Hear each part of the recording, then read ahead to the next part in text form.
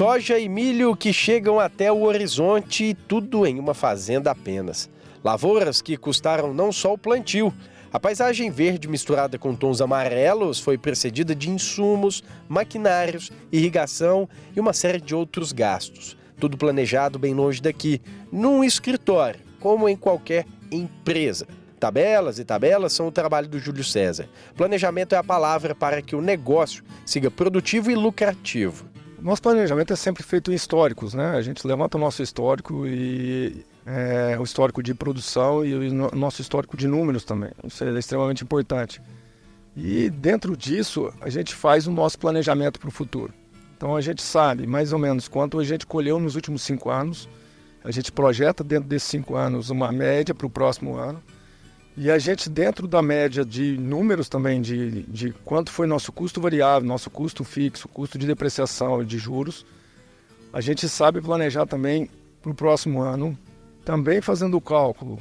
Meus custos variáveis, mais ou menos quantos por cento eu vou aumentar ou diminuir, que no caso esse ano a gente acha que os custos variáveis caem, e nos nossos custos fixos, quanto que vai aumentar, quanto que vai diminuir. No nosso caso, acho que os custos fixos esse ano eles têm uma leve alta, por isso os custos não estão dando trégua, né? Feito esse planejamento, a gente sabe certinho o nosso fluxo de caixa, quando é que a gente tem que pagar os meses que são mais difíceis e tudo, e a gente antecipa tudo isso. Ter esse controle é importante para que no momento de se conseguir um crédito, o produtor saiba qual a melhor opção.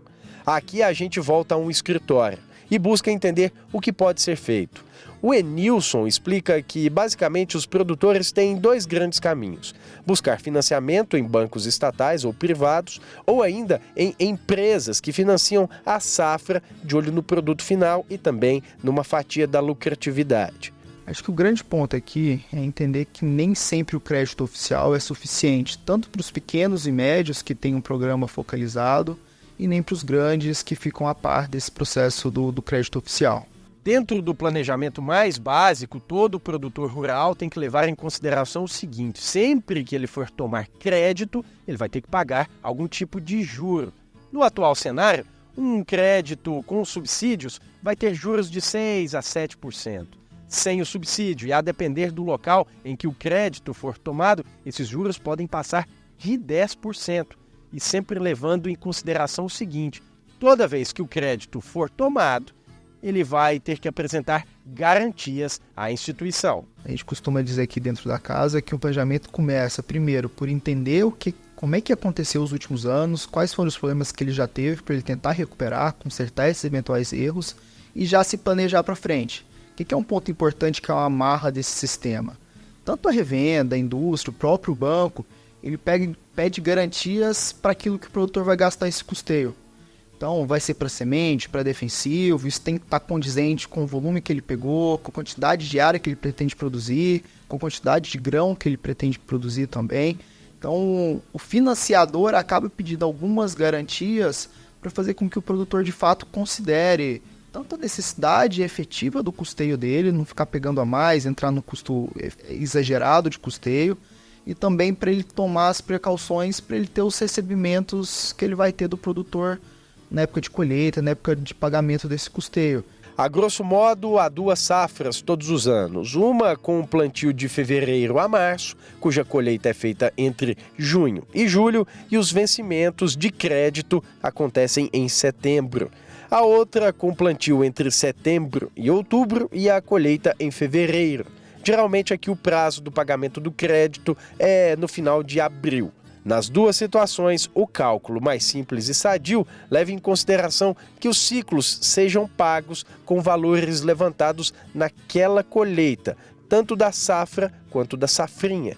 E mais um detalhe: o que se deve levar em conta é que o crédito dificilmente vai cobrir 100% das despesas. Assim como o financiamento de um imóvel, por exemplo, nunca é o valor total. Em muitos casos, os produtores buscam mais de uma instituição para fazer o plantio. Só que aí é preciso cuidado.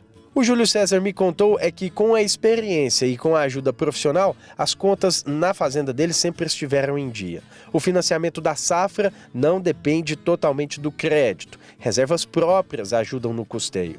Fora que há uma boa margem para negociação de juros. Então, assim, a gente tem um histórico realmente de nunca ter atrasado um só dia o que a gente tinha nos nossos compromissos. Isso sim faz uma diferença enorme e eu acho que é válido isso e é certo isso, porque se todo mundo paga em dia, o custo do dinheiro fica mais barato, né? Então o banco preza muito por isso. Qualquer banco que esteja no mercado, ele quer um bom pagador. O que não quer dizer que o trabalho não tenha preocupações ano a ano.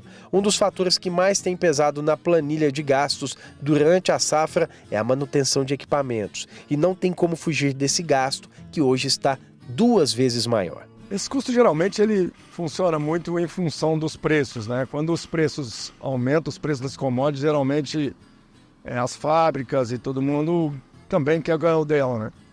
Mas esse custo ele tem se tornado algo que tem nos preocupado bastante, porque antes ele era 5% do nosso custo de produção e ele passou para 10% do nosso custo de produção, ou seja, ele dobrou, principalmente da pandemia para cá. Quando esses preços caem, esse custo ele permanece, ele não tem jeito de diluir ele no lugar nenhum e não tem jeito de baixar muito ele. A gente tem conversado com as fábricas, a gente tem conversado com as concessionárias nesse sentido de que tem nos preocupado bastante. É um custo que pesou muito no bolso do produtor e a gente tem procurado uma forma de melhorar isso, mas realmente está pesando e a gente não está achando muita saída. Só que estamos falando de uma empresa a céu aberto. Uma chuva forte demais, a falta dela ou a variação da temperatura podem influenciar diretamente em um planejamento que as tabelas não conseguem prever. E se o ganho não é o esperado, o pagamento pode ficar comprometido. Nesse caso, a palavra é renegociação. E até para isso existe lei específica. Ela está nas normas do crédito rural. Consta em legislações específicas o direito do produtor rural a alongar a sua dívida quando ocorrer essa perda de receita, desde que esteja aí amparado pelas hipóteses previstas no Manual de Crédito Rural, que é a dificuldade de comercialização ou frustração de safra. Normalmente estão ligados aí problemas relacionados ao clima, ou às vezes qualquer outro problema que dificultou aí a exploração da atividade. De posse dessas hipóteses aí, ele vai pedir aí um agrônomo, o que já acompanha a sua atividade, ou um agrônomo particular para fazer um laudo, que esse laudo vai falar aí quais foram as perdas, o porquê que ocorreu essas perdas. Vai também construir outro laudo, que é o de capacidade de pagamento, para colocar aí para a instituição bancária que ele quer prorrogar, mas a atividade dele é viável, ele vai conseguir pagar dentro daquele cronograma e junto ainda com esses laudos ele vai apresentar um novo cronograma com a atual capacidade de pagamento dele. Acabou? Não. Tem outras formas de prevenção de problemas.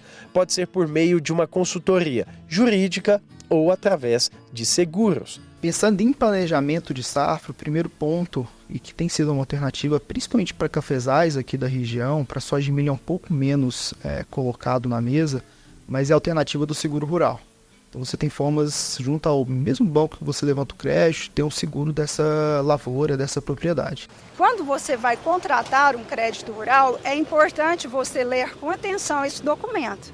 Então, o que acontece? Normalmente, o produtor, às vezes, ele vai sozinho ao banco, e assina o documento, às vezes, até sem ler o que está ali constando. Então, é importante ele ter uma assessoria jurídica para ele, então, ter um documento que seja favorável a ele, que se acontecer algum problema que está previsto em lei, ele vai poder fazer valer aí os seus direitos e prolongar a sua dívida dentro da sua nova capacidade de pagamento.